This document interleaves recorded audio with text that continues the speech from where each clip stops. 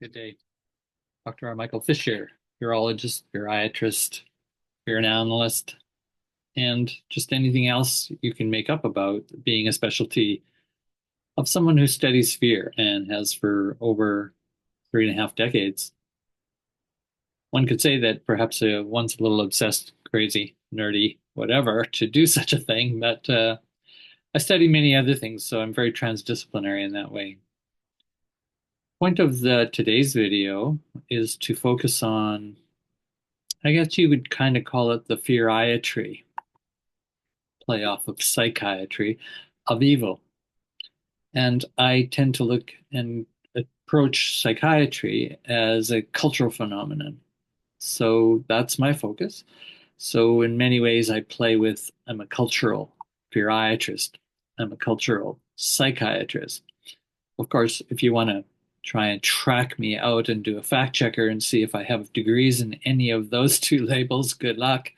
I have degrees in many other things, but all related to the advancement of, and that's in the best and healthy, optimal way, of the human, global, worldly, and cosmos relation in an integral, holistic, and healthy, sustainable, sane way.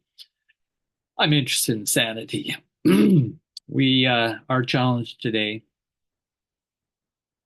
many are saying, many critics, challenged to basically participate in and out of insanity at all levels, it seems, of certainly the human and cultural world.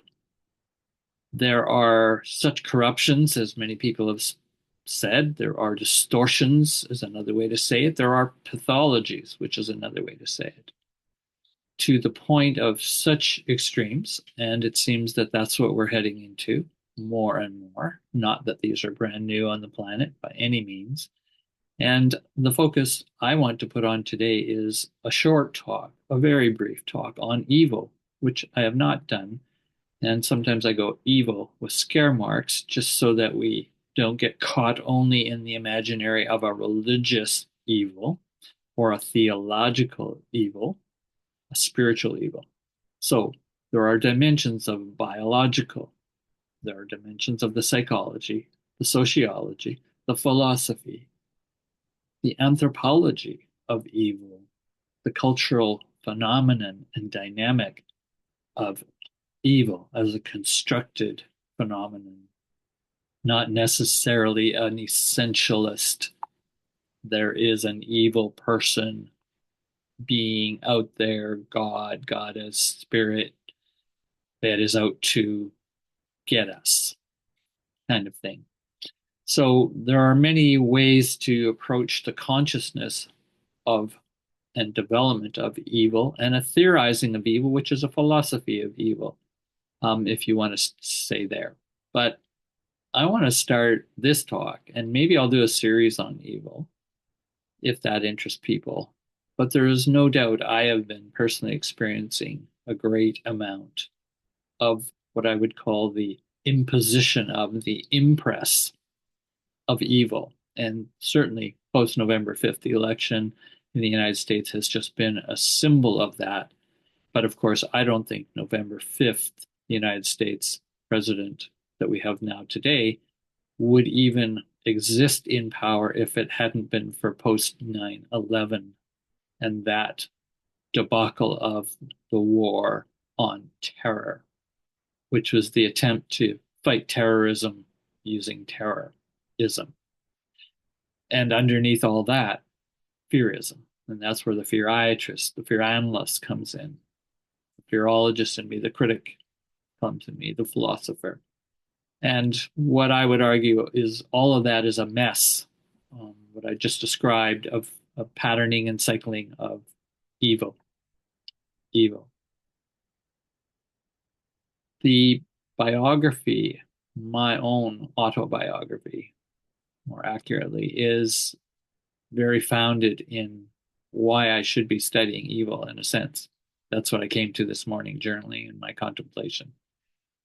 But before I start that, let me start with an opening, which is my little bit of a ritual that I do often when I feel this heaviness of these forces, call them dark forces, evil forces, but why call them anything in a sense?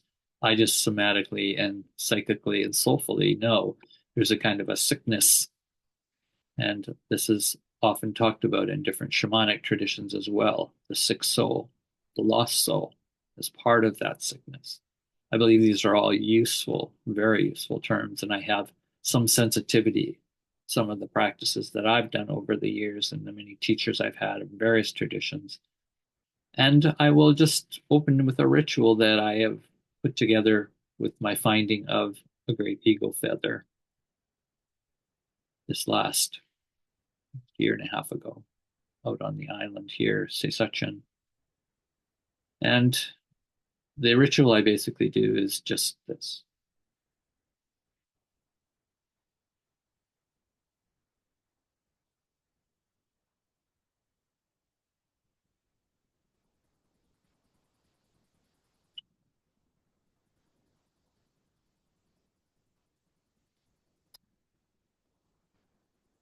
And then I hold the feather for a long time in my two hands and just see what wants to come up.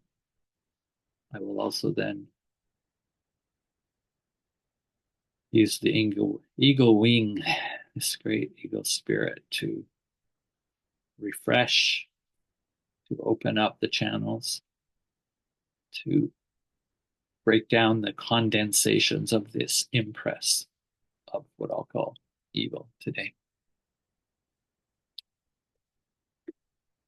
Now, the brief autobiography is impressive to me because I did not actually, all the work on interior reflecting I've done and therapy I've done on myself, etc., working with many great teachers and therapists, guides, I wasn't putting it all together fully. What has happened in my relationship to what I am very curious about is the tragedy of evil.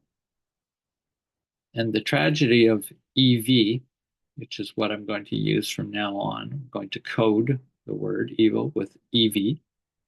I think it's a really interesting code, which I won't go into, but it's connected to the Wachowski brothers movie, um, V for Vendetta. It's connected to Eve, an ancient out of the East, Middle East. It's connected to many things, I think, even more than I know, but very interesting code. So Evie, the tragedy of Evie and its impact on children and youth, that is right up for me right now as something really important. And there's many reasons I can't go into in this video that have been unfolding that have brought me more and more into this world, especially of children and youth. That goes way back in my tradition, and certainly when I say tradition, I guess I should say, goes back in my career of working with the therapeutic and youth back into the early 1980s, but even before that, guiding children, working with children, being a teacher, as I have been for almost 50 years, teaching in some formal and non-formal ways. So that educator is part of also the therapeutic trajectory of my career. But the tragedy of Evie is very interesting when I think about my relationship and all children's relationship. Let's just focus on that for the moment. To their birther and birthers, both. So the birther being your mom, the birthers being moms, and of course, males are also birthers as a subset of that definitely biological and definitely important cultural birther, the mother. And so, in a way, I'm interested here to put together mothering and Evie and the tragedy of culture in and upon mothering, birthing, birthers, and those dynamics.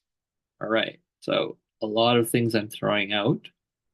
Take your time with this. If you feel that's enough, maybe come back, sit out, close down the video. The last thing I want to be doing is broadcasting with a fire hose. All kinds of learners sometimes like that from different speakers, especially people on video.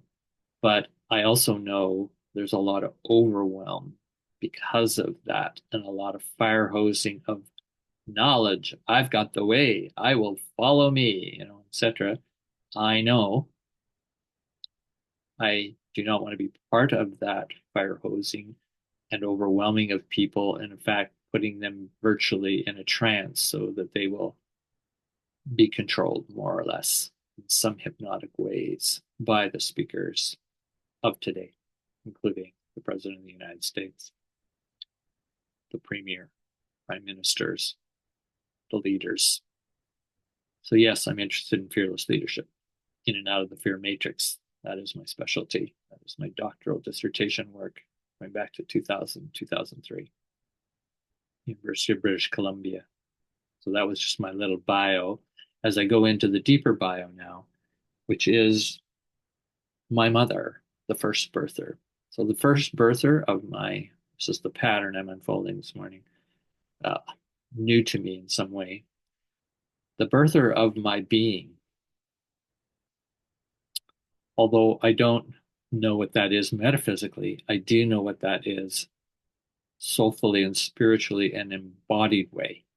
So a spiritual body, soul, amazingly, with the help of my fathers as part of that subbirthing, brought about a birther into the world, my mother, Irene. And Irene brought into the world of my being the existence of a context of the tragedy of Evie. The tragedy was she was born and raised in Belgium in Europe.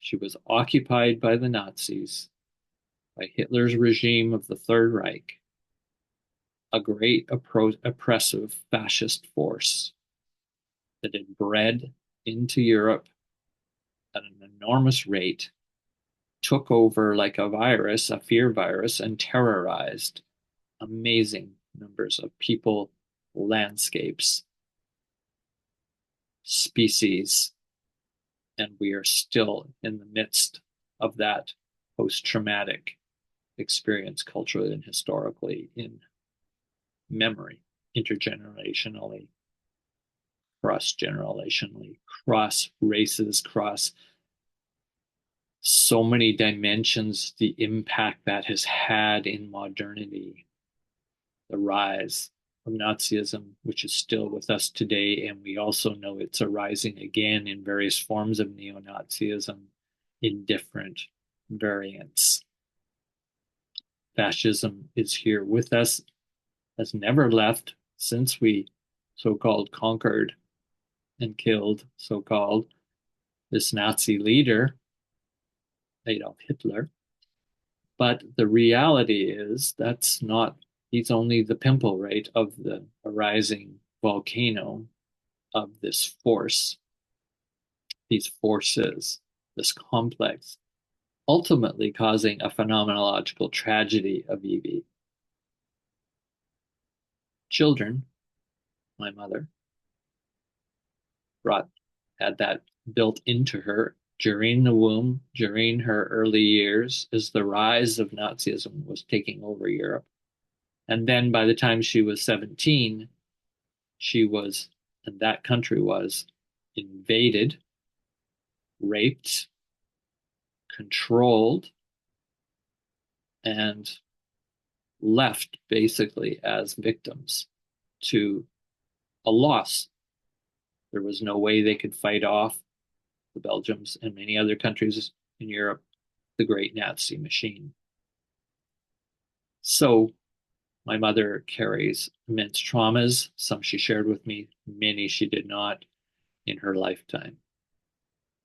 I am a child of that family, as are my siblings. I am the one that seems to have taken the journey to actually try to process this to understand it, to become a scholar of trauma, trauma theory, tragedy, tragic theory, philosophy, and the very practices and therapeutics of how to actually overcome many of these damages of that kind of force, but on the long run, to try to understand how it actually impacts the child.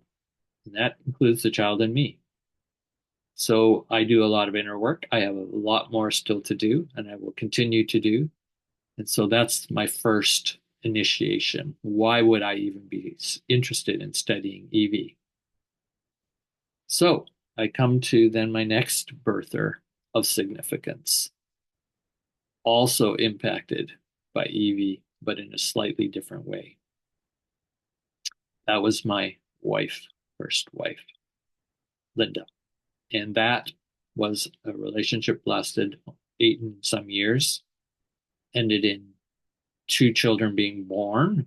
So not only were my children birthed by that birther, and the impact of Catholicism, not so good shadow side, and what I watched was her battle with good and evil at a very deep level, because she had mental health disorders, non-treated very well, and continued to fragment, if not destroy, this soul. That's an overview, very coarse overview. Can you imagine? I could tell and write books on my experiences with this person, this one I loved and one I married and had children with. I'm not Catholic. I chose to do and go into that, perhaps regretting it at some level that I wasn't clear enough, but I was in my 20s. And so early 30s by then, when it all broke apart in a horrible divorce, really affected my children, and still, as they are working through their dynamics of these forces, the tragedy of EUD. I know it intimately. I owe it intimately with my own childhood and with my children, who are children of this birth. Now, this birther, my first wife, was also a birther of me, because they introduced me to the powers of psychology, of the unconscious, of archetypes, collectives. Linda was very well versed in Jungian and Joseph Campbell's work on mythology. These were brand new to me, and basically initiated me into the world of depth psychology, let's put it that way, and spirituality. Yeah, big thing. I'm coming from a scientist, ecological environmentalist before that. And then, of course, we both together met in education and we became educators. A long story. So another birther, woman, mother, who in many ways was a tragic victim, in many ways, not all, of the forces of EV, the tragedy of EV. The third one, even more dramatic, in some way, even more deeply cutting and horribly damaging, scarring, is my third relationship. So it was the next relationship I got into after the marriage fell apart. And my children were, obviously went with the mom for a lot of reasons. And I only saw them, every second weekend, kind of the standard in those days, back in the 80s, when those kinds of arrangements were made legally. And worse, that ex-wife actually took the children out of province, so made them almost unreachable for me.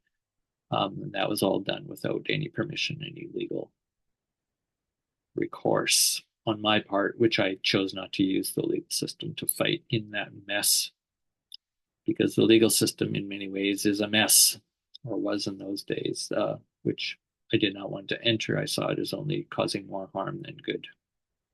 In the long run, it's turned out not too bad with my children, for sure, and they're doing okay, for sure. And in many ways, some amazing things they're doing well. The third, however, it was this really powerful relationship, the deepest love I've ever experienced in my life. I would call them the mystical variety. Arose a vision with this woman, the third, birther, and we birthed the In Search of Fearlessness project together. So without her, I would not have birthed the passion to study fear and fearlessness, and adjacently, the forces of the EV tragedy in history, in individuals, in the collective, right? In the unconscious, and all the forces of that shadow effect, if you will, affect, that continues to impress upon and damage so much of our society today. Children and youth, that comes down to, as I end this video and wrapped up, when we see I have this trio, this triad of amazing experiences of a very repetitive kind, because that third partner also left because of evil. And the forces, better code that with EV, is that they ran, they panicked, because we had started this project In Search of Fearlessness, and that partner got to see what that meant. I was very ready. I'm already the sacred warrior, magician, ready for this path and leader, to be a different kind of leader in the world of liberation. And they wanted it, and they ran from it. And that happens a lot on the initiatory journey. Again, another book and story there. So I could literally write 3 books, probably 2 or 3 volumes each, on all 3 of those birthers, women who birthed, and I'm all thankful and gratitude, unbelievable gratitude for all the changes they brought in my life, made me a different human being in becoming. However, now I'm in a 4th relationship for the last 30 plus years, and that's working much more positively. And we've got all the resources, it seems, to work with the EV tragedy. But when it comes down to research and thinking, theorizing about this trauma, the EV tragedy is another way to put it, I've become very critical of trauma theory. Well, that's a blunt statement. I understand. I'm not going to go into it today. I'm a very blunt critic of how people understand evil as well. And so I'm playing with that, and this is just sort of my new edge of thinking, how that's all related to a fearlessness paradigm, as I called it, which I think is one of the best, perhaps the only, maybe, way that we're going to proceed out of this fear-based toxic cycling of the EV tragedy. And we really are going to have to rethink, reimagine, and this is all pretty exciting and creative, at the same time very tragic that we have to do so, the impact of today's world and the future post November 5th, 2025, 24, sorry, and where we are going now with the inauguration of this new president and a basically pretty fascist regime. And where that's all going to go is in the trauma and terrorization of children and youth. Well, we're talking about mental health of young people. I'm not the only. Many are talking about it because the statistics are showing us we cannot avoid what is happening. I'm not going to go over and over with those cascading crises, along with all the other cascading crises on this planet of existential and or spiritual importance. In this meditation, and again, I encourage you to just watch this video many times if you wish, in bits and pieces. Take time to take care of yourself. Shut the video off. Take what you want. Take what you don't want. Find your rituals, like I did with the feather, or examples that work for you and are meaningful, to recollect, bring back your center so that we can proceed and collectively really bring some new, exciting, creative, transformative thinking, transmutational thinking, and processes. It'll happen because they're going to be there. Whenever you get a great dark force, you get great light force, so-called, even though I don't particularly like the dark light, binary. But it is important.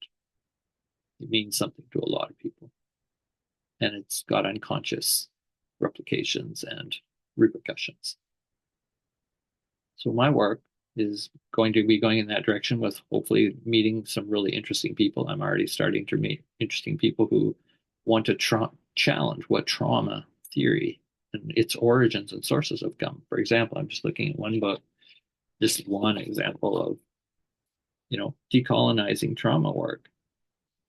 And this is an Indigenous stories and strategies perspective by Renee Linkletter, a Canadian who seems to have become a counselor, educator, and is still working and writing, even though this book is 10 years old. And I'm reading it. It's on colonialism, Indigenous trauma, and healing.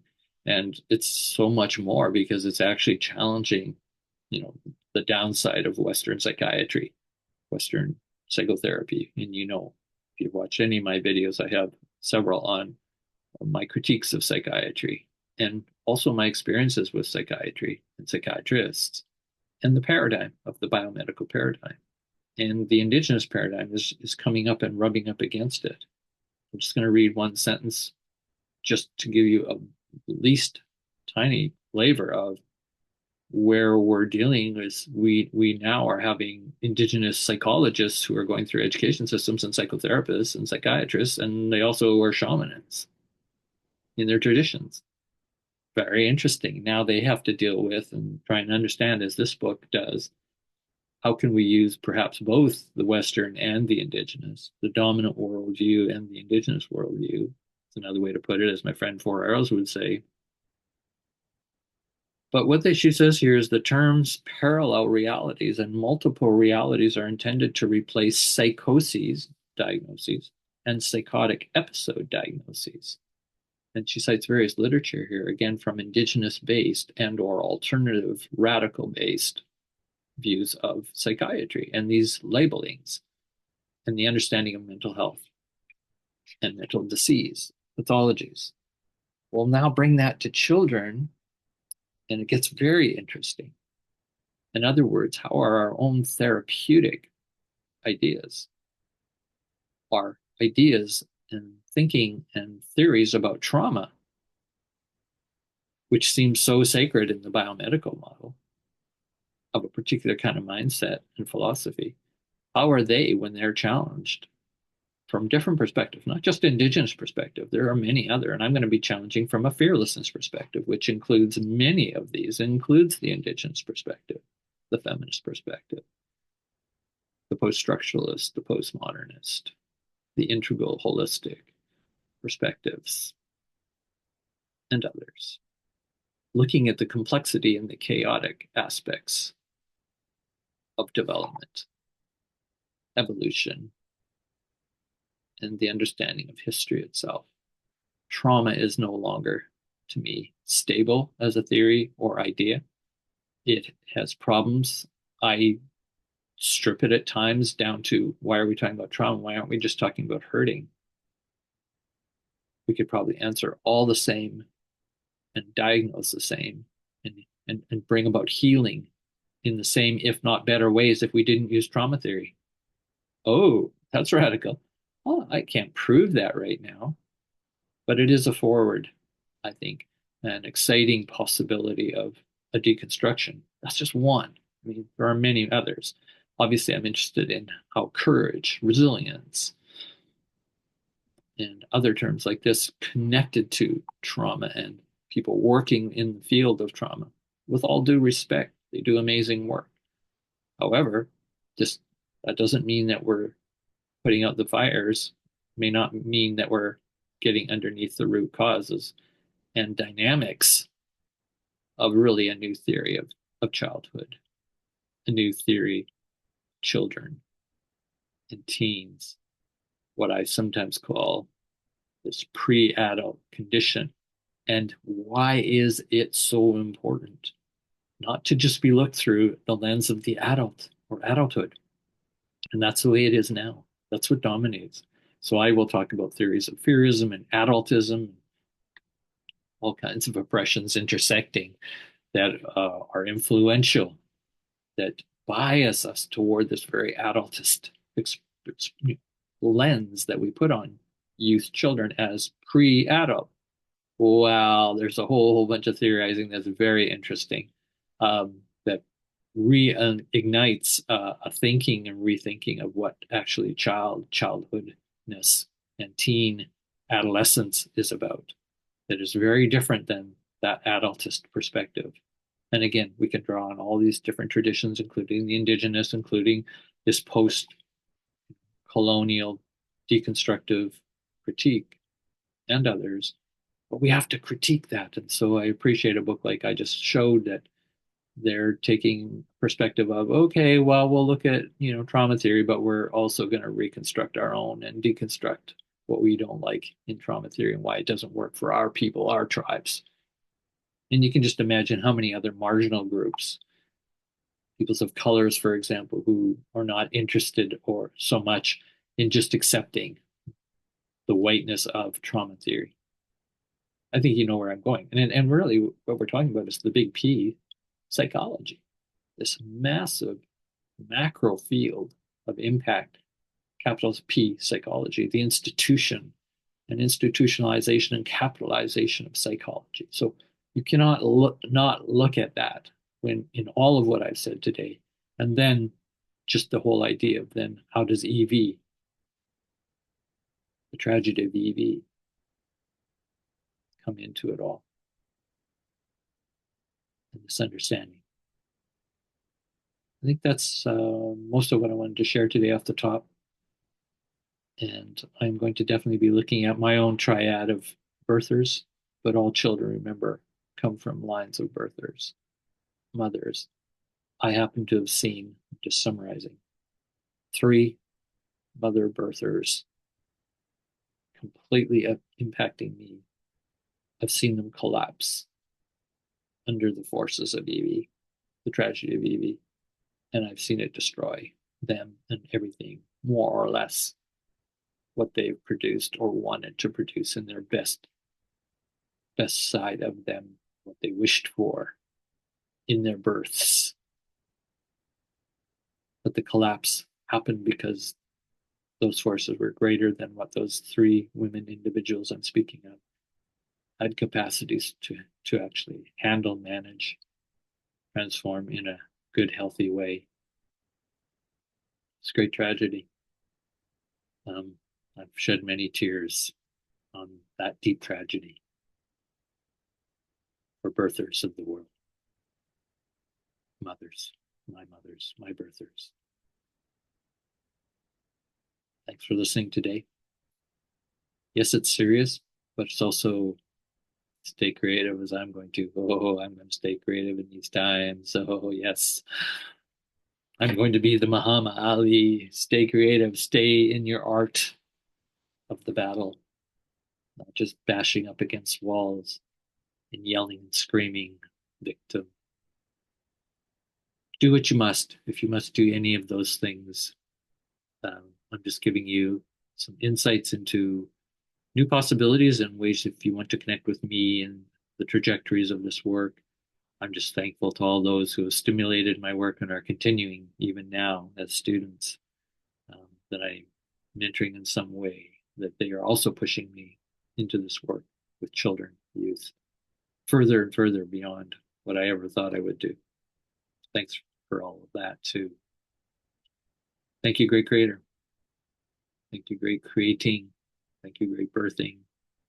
Thank you, great waters, air, fire, earth, and spirit. Bye for now.